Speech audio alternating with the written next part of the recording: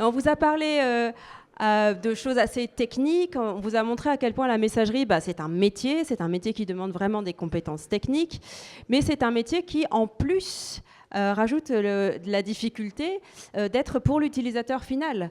Et c'est un métier qui est vraiment centré sur l'usage, comme on l'a dit, l'email. T'es prêt ? Pas tout à fait, je continue. Donc, non, mais l'email est ouvert, enfin moi en tout cas, mon email il est ouvert tout le temps sur mon PC, et oui, parce que j'utilise un PC, pas un Mac. Et c'est un outil que j'utilise vraiment au quotidien en permanence. Donc il y a des notions d'usage dans les emails qui sont extrêmement importantes. Et pour ça, Bluemind, j'en parlais tout à l'heure quand je parlais de responsabilité sociétale et d'accessibilité, a une philosophie UX first. Et ça tombe parfaitement bien. Elle est forte, hein. Bonjour à tous, je suis Mehdi Randé et je vais vous parler d'UX. C'est pas une surprise, mais comme tous les 2 ans, je vous parle d'UX. Alors UX, c'est pour expérience utilisateur. Je vais essayer de vous dire comment cette expérience utilisateur, eh bien, elle est vaste et elle est diverse dans le monde de la messagerie collaborative. Pierre vous en a un peu parlé tout à l'heure. Et puis, je vais essayer de vous expliquer comment la prise en compte de cette expérience utilisateur dans notre processus de conception nous permet de penser des fonctionnalités de manière globale pour l'ensemble de l'écosystème de Bluemind. Alors, la messagerie collaborative en milieu professionnel, c'est l'une des applications, si ce n'est l'application la plus utilisée. Elle va structurer nos habitudes de travail, elle va avoir un impact direct sur notre productivité, et c'est une application sur laquelle les utilisateurs ils vont avoir énormément d'habitudes, et sur laquelle chaque détail compte. Un utilisateur qui va, par exemple, vouloir envoyer un mail en tant qu'une autre personne, ou bien juste filtrer ses messages avec des critères relativement précis. Si jamais il ne trouve pas la fonctionnalité, ou s'il a du mal à s'en servir, ça peut avoir un impact critique, et ça peut le faire remettre en cause l'intégralité de la solution. C'est un peu un effet papillon.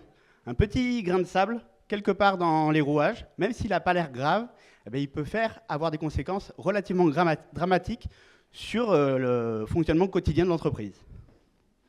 Alors c'est pourquoi, chez Bluemind, on a mis cette expérience, l'utilisateur et son expérience, au cœur de nos réflexions. Alors cette expérience, on vous l'a dit à plusieurs reprises tout au long de la journée, elle va se porter sur de nombreux supports.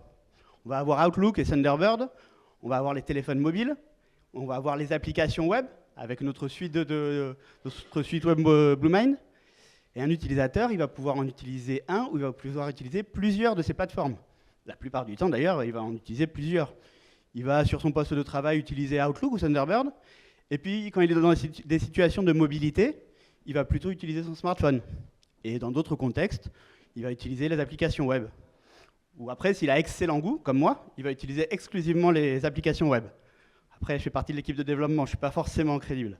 Mais lui, il s'attend à avoir une expérience homogène, quel que soit le client qu'il va utiliser. Et ça représente un véritable défi. Parce que ces différentes plateformes, elles ne sont pas du tout isofonctionnelles. Elles n'ont pas du tout les mêmes fonctionnalités. Un utilisateur qui va vouloir utiliser la délégation sur Outlook, eh bien, il va avoir énormément... Alors la délégation, je ne sais pas si vous savez ce que c'est. C'est le fait de pouvoir dire qu'une autre personne va écrire de notre part. Sous Outlook, elle va permettre de définir tout un tas d'options supplémentaires. Donner des droits, dire comment le mail sera envoyé. L'utilisateur, quand il va l'utiliser sur Outlook, il va s'attendre à ça. Quand il l'utilise sur son smartphone, il ne va pas vouloir toutes ces options beaucoup trop compliquées. À la limite, il va juste vouloir pouvoir écrire le mail en tant que l'autre personne. Et ça, c'est à nous de le prendre en compte. Mais il y a aussi des différences au sein des mêmes plateformes. Par exemple, sur les smartphones. Que vous utilisiez un Apple, un Android ou un Samsung, l'expérience va varier. Sur Samsung, si vous supprimez un mail d'invitation, ça vient refuser l'événement. Ça peut être perçu comme un bug, comme même un bug de Bluemind par l'utilisateur. Eh bien non, c'est le comportement natif du client. Eh bien ça, c'est à nous de le prendre en compte au niveau de notre expérience utilisateur pour que lui offrir une expérience qui soit cohérente. Alors sur les dernières fonctionnalités qu'on a développées, on a détecté des endroits où on pouvait optimiser notre processus de conception. En fait, en améliorant la collaboration entre nos équipes et en impliquant davantage les utilisateurs, on a améliorer cette conception des logiciels avec pour objectif que nos fonctionnalités soient pensées globalement pour l'ensemble de l'écosystème. En fait, on a structuré notre approche en une méthodologie un petit peu, on a un peu modifié notre méthodologie pour rajouter un peu cette pensée globale sur l'expérience utilisateur. Et cette méthodologie, elle va se baser sur 3 grands piliers. Le premier pilier, c'est une vision unifiée de l'expérience utilisateur, que toutes nos équipes de développement, elles pensent à la même expérience. Qu'on travaille sur Outlook, comme Thomas, qu'on travaille sur le web, qu'on travaille sur les smartphones, eh bien, toutes nos équipes de développement vont penser à la même chose quand ils vont penser à l'expérience utilisateur. Et ça, comment on fait ça? Eh bien, on va définir cette expérience, on va étudier ce que fait la concurrence, on va étudier ce que fait Outlook, ce que font les téléphones, et on va décliner des dizaines, des centaines d'écrans pour pouvoir avoir une expérience la mieux définie possible. Par exemple, ici, ce sont des écrans autour de la recherche avancée. Tous les écrans dans le webmail, sur les mobiles, il va y en avoir aussi sur Outlook. Le deuxième pilier, c'est une collaboration renforcée. Je viens de parler de la collaboration renforcée qu'on va avoir entre nos équipes. Mais c'est également une collaboration renforcée avec les utilisateurs. En impliquant bien plus en amont les utilisateurs, eh bien, on va bien mieux capter le besoin, le hiérarchiser et le classer. On va faire des ateliers dans lesquels on va interroger les utilisateurs sur leurs besoins. On a fait un atelier utilisateur autour des catégories de mails avec le ministère des Affaires étrangères et la mairie de Troyes. Les catégories de mails, c'est typiquement une fonctionnalité sur laquelle le besoin il va être extrêmement vaste. On va avoir des utilisateurs qui vont se servir de ces catégories de mails pour classer ou pour filtrer leurs messages. Mais on va en avoir d'autres qui vont utiliser ça pour transformer leur messagerie en une gestion des tâches. Un mail va devenir une tâche, et puis on va se servir de ces catégories pour dire j'affecte tel mail à telle personne, je vais donner un état à un mail, en cours, fini, et puis je vais lui donner une priorité. Cette tâche, elle est importante, elle n'est pas importante. Mais ces ateliers ils vont nous permettre de justement bien mieux comprendre ce besoin. Et au-delà de ça, ils vont nous permettre de le hiérarchiser. On ne va pas du tout donner la même importance à une tâche qu'un utilisateur, que beaucoup d'utilisateurs, peut-être même tous les utilisateurs, vont faire tous les mois, par rapport à une tâche qui sera peut-être un peu moins utilisée, mais par contre tous les jours, critique dans le chemin de l'utilisateur. Et enfin, le troisième pilier, c'est la validation continue. En intégrant les équipes de qualité, donc les équipes de Dominique, dans toutes les étapes de la conception, on va leur permettre de nous fournir des outils pour valider en permanence et le besoin et nos développements. Alors ces outils, ça va être des plateformes d'intégration continue, ça va être des scénarios de test manuels qui vont être joués à la fin du développement par nos validateurs, mais ça va être également des programmes de test automatiques. En fait, les équipes de qualité, elles vont venir prendre les besoins des utilisateurs, les transformer en scénarios formels. Ici, par exemple, étant donné qu'un utilisateur veut attacher un fichier à un message, quand il attache ce fichier au message et qu'il envoie le message, alors la personne qui va le recevoir pourra le lire. Eh bien, ce scénario, et c'est là où j'ai besoin de bouger un peu, il va être transformé ensuite en programme, si je trouve la souris quelque part. Donc, le scénario dont je vous ai parlé tout à l'heure, il va être transformé en un programme qui va venir être joué tout au long de la vie du programme, donc pendant le développement et aussi à chaque version qui va être réalisée. Donc là, par exemple, le programme a attaché une pièce jointe, elle a envoyé le mail, et puis il va se reconnecter avec un autre utilisateur, la fameuse Angela, et il va consulter ses messages pour vérifier que la pièce jointe est lisible. Et tout ça, ça va être joué automatiquement lorsqu'on va finir le développement, mais également chaque fois qu'on va faire une nouvelle version de BlueMind. Donc là, on avait fait la partie de la présentation où vous pouviez m'écouter en hochant la tête avec un air inspiré. Et maintenant, je vais vous demander de passer un peu à l'action. J'espère que vous êtes prêts, j'espère que vous m'avez bien écouté, j'espère que vous avez révisé, parce que ça va être vous d'entrer en scène. Ne vous inquiétez pas, il n'y a pas d'examen à la fin, et même s'il y a un examen, je ne note pas très très sévère. Enfin, peut-être que je note un peu sévère quand même, je ne sais pas. Une des phases les plus importantes de ce processus de conception, c'est l'atelier utilisateur. En fait, c'est le moment où on vient tester et valider nos maquettes auprès des utilisateurs. Ces ateliers-là, on en fait toutes les semaines. Et bien, cette semaine, je vous propose de vous embarquer avec moi. Vous faites partie de l'équipe, vous êtes nos futurs utilisateurs, c'est avec vous que je vais tester certaines des fonctionnalités. la fonctionnalité dont on va parler, comment ça se passe, eh bien, elle se situe dans la nouvelle application Contact. C'est un scoop, c'est une exclusivité, on ne l'avait jamais montré jusqu'à maintenant. Donc vous serez premiers à voir les premiers écrans de cette application Contact. Et il s'agit notamment de comment on va présenter les fiches des utilisateurs, comment on va pouvoir consulter les informations des contacts, comment on va pouvoir voir les interactions que ce contact a eues avec nous. Donc, je vais vous présenter plusieurs maquettes autour de cette fonctionnalité, et puis on va un peu argumenter sur pourquoi est-ce qu'on a fait ces choix, comment on les justifie, et puis vous nous ferez des retours par rapport à est-ce que ça vous plaît, est-ce que ça ne vous plaît pas, qu'est-ce que vous aimeriez avoir en plus ou en moins, et est-ce que ça correspond à vos usages. Alors vous avez peut-être entendu, j'ai dit « on ». Je suis un peu moins confiant que tout à l'heure parce que vu comment ça s'est passé mes manipulations de souris. En fait, je vais contacter l'équipe d'experts qu'il y a à Toulouse.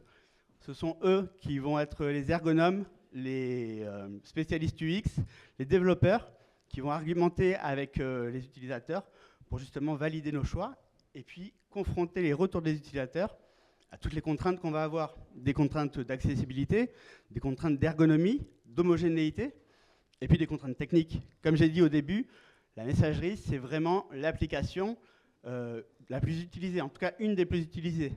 Le moindre choix va avoir une importance. Il peut avoir des impacts techniques relativement importants. C'est pourquoi on doit peser chacune des fonctionnalités pour savoir si elles se justifient ou non.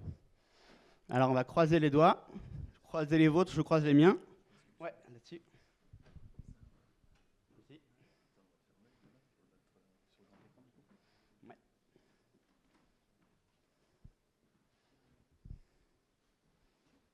Au-dessus. Ouais.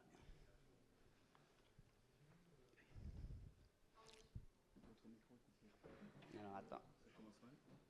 Tac, on va commencer comme ça. Tu peux brancher ça? Vas-y, et go. Ouais. Pas marché ce matin. On va attendre.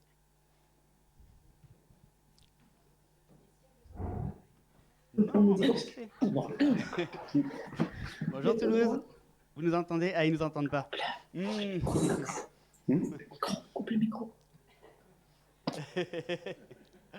Tac, tac, tac. Allez. Vas-y, essaye de l'accepter ici. Je vois rien. Tchut, tchut, tchut. Hop. Après, si ça marche pas, on fera sans eux, hein, mais moi je suis perdu sans eux. Si vous l'actualisez. Ouais.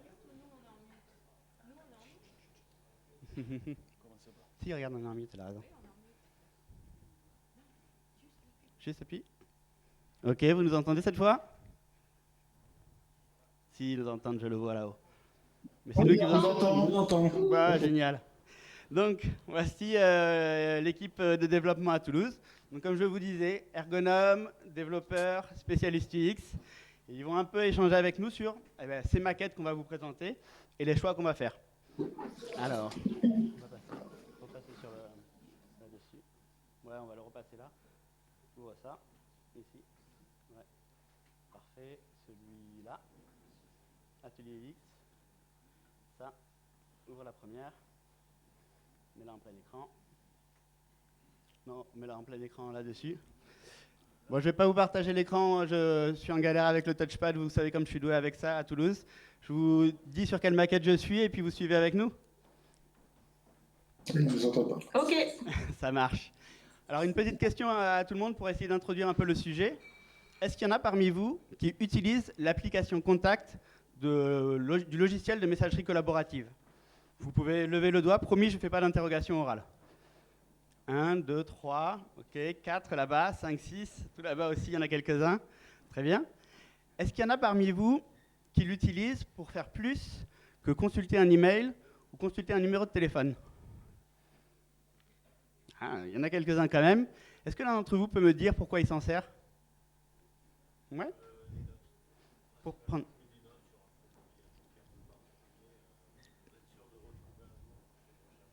Pour prendre des notes sur un contact en particulier, c'est ça? D'accord. Ok, et c'est souvent? D'accord, ok. Hier, d'accord. Mais hier, c'est souvent. Quelqu'un d'autre qui veut en parler? Ouais.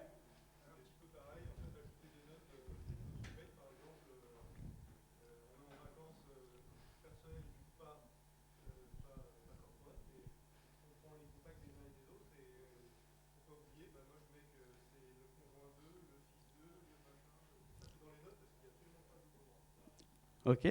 Donc vraiment comme un pamphlet et ça sert à la recherche. Oui, en effet.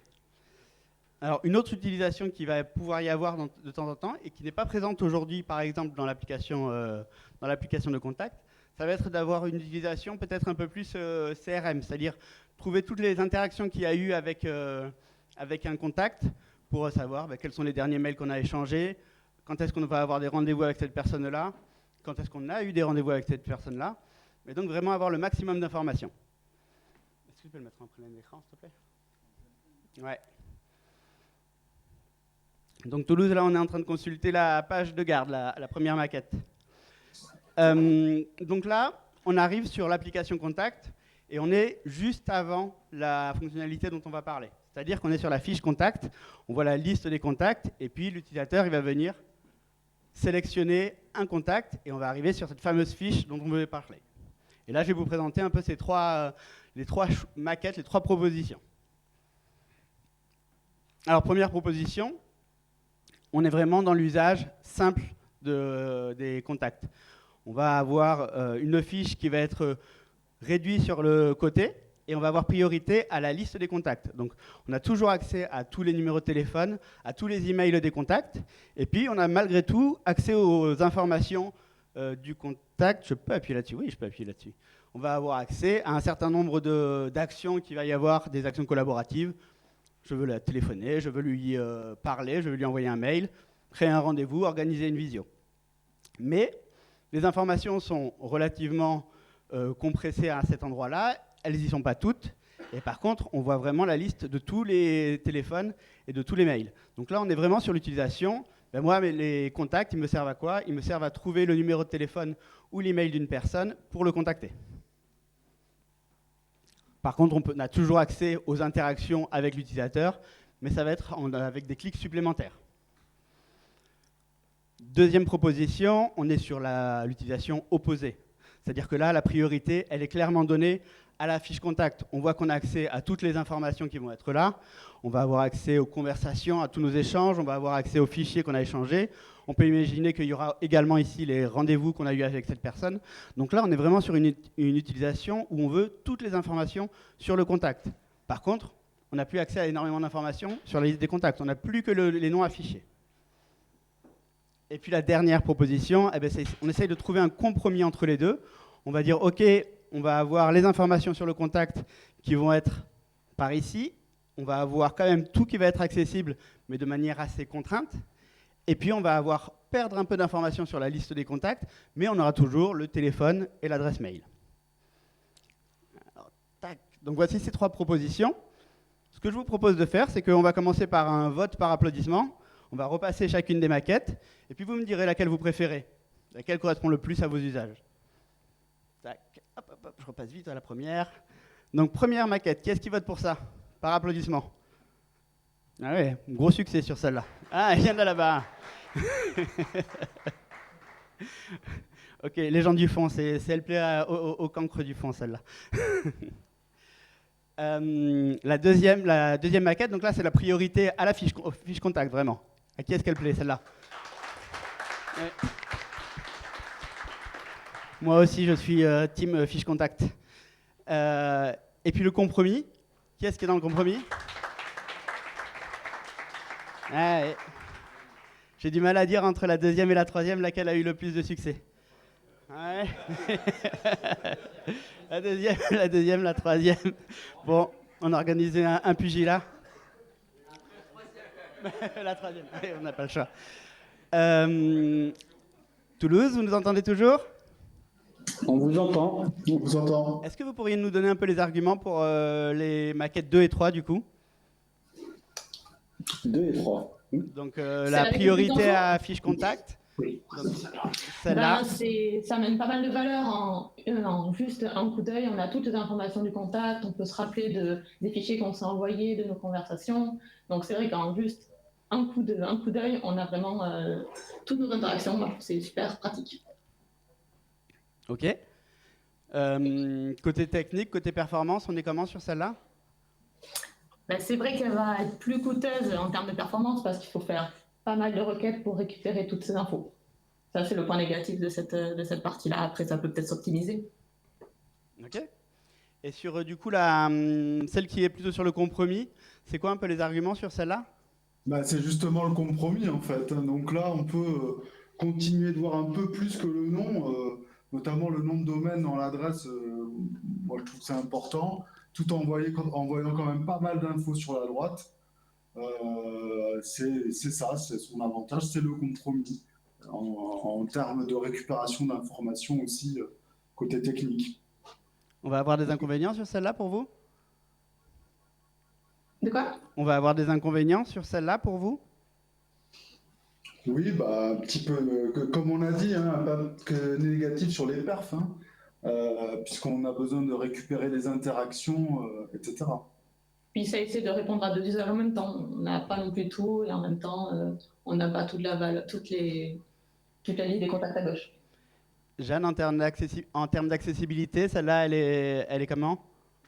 En termes d'accessibilité, je préfère la maquette avec la vue complète et plus détaillée de la fiche de contact parce que ici, c'est un peu confus la structuration de l'information parce qu'on a accès aux informations concernant toutes les interactions avec le contact, mais tout est mélangé en fait. Les échanges par email, les fichiers échangés ne sont pas structurés en catégories. Du coup, je préfère la maquette avec, où il y a plus d'importance donnée à la fiche de contact. Ok, merci beaucoup Toulouse. Est-ce qu'il y a quelqu'un qui aimerait rajouter des choses par rapport à l'une ou l'autre de ces maquettes? Oui.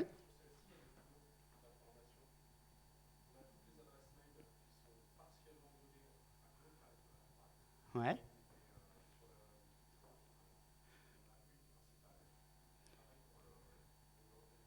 D'accord. Ici, on va avoir l'information qui va être donnée 2 fois. Peut-être qu'on pourrait optimiser les choses et voir, ne pas forcément avoir du coup l'adresse mail ici et le téléphone, vu qu'on l'a déjà juste à côté en fait. En effet, on pourrait gagner de la place en faisant ça sur celle-là et en profiter pour mettre d'autres informations ou gagner de la place sur les interactions. Oui.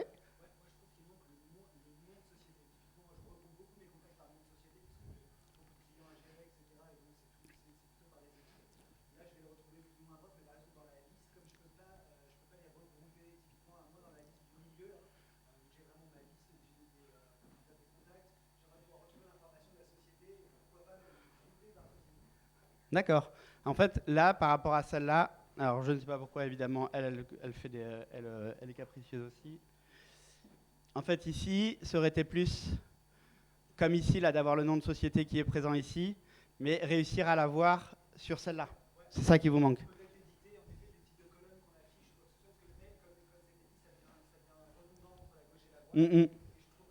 Échanger.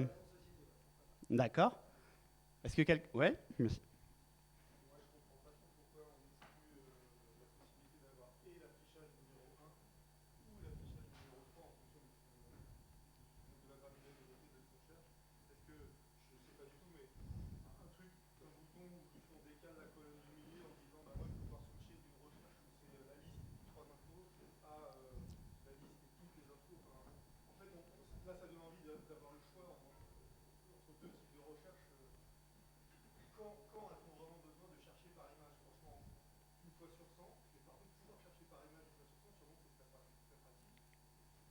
C'est exactement ce genre de retour-là pour lesquels, alors tous vos retours ont été pertinents et merci d'ailleurs beaucoup de nous les avoir donnés, mais c'est exactement ce genre de choses qu'on va rechercher dans ces ateliers.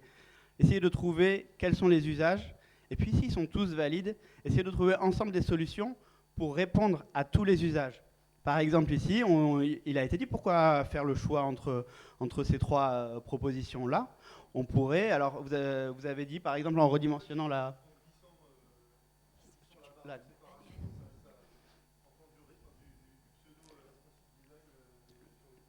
clairement, on pourrait imaginer adapter cette vue-là en redimensionnant la colonne. Alors on va éviter les sujets de préférence, parce que les préférences, en fait, d'abord, les utilisateurs, ils ont du mal à trouver ça. Je commence à être juste en termes de temps, c'est ça? Ouais, évidemment. Mais c'est pas grave, on continue quand même. Et puis, ça a été dit un petit peu tout à l'heure, les utilisateurs ne vont pas naturellement aller vers une documentation pour chercher l'information. Ce n'est pas à l'utilisateur de configurer sa vue pour s'adapter à son usage. C'est à la vue de s'adapter à l'usage de l'utilisateur.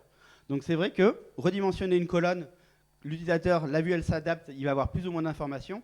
C'est exactement le genre de choses qu'on va vouloir faire. Et du coup, ça va me donner une très bonne transition pour la suite. En fait, on voit que... Merci Toulouse. J'ai oublié que vous étiez là, tu vois. Bonne journée. Ciao, merci beaucoup. C'est exactement ça. En fait, les attentes des utilisateurs, ils vont dépendre du contexte d'usage et ils vont dépendre des utilisateurs eux-mêmes. On ne va pas être capable de répondre à tous les usages.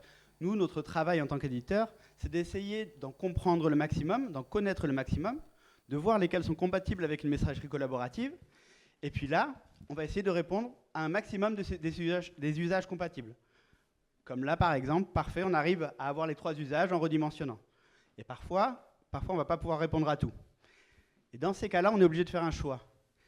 Plus les utilisateurs vont être amenés à collaborer avec nous lors de la conception, plus vous allez donner votre avis, et plus nous, ces choix, on pourra les faire de manière éclairée. Alors c'est pourquoi si la démarche vous a plu et que vous aimeriez participer à d'autres ateliers, moi je vous encourage à contacter Fabrice Tégan qui est tout là-bas. C'est lui le responsable de l'intégration des utilisateurs dans notre processus de conception. Et puis je vous remercie de votre participation et de vos retours. Si vous avez des questions après, voilà, hein, Dans longtemps. je suis disponible.